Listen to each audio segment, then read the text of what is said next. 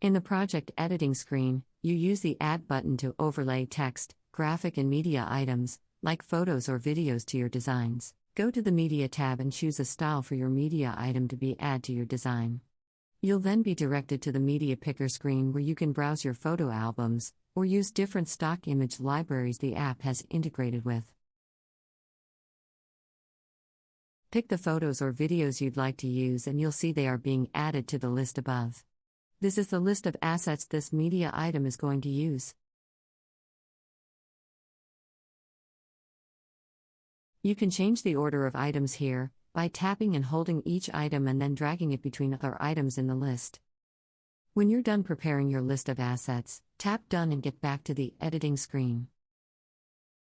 You now have a simple slideshow created for you that contains the list of assets you've chosen. Again, here, under the Carousel tab, you can tap and hold items to change their ordering.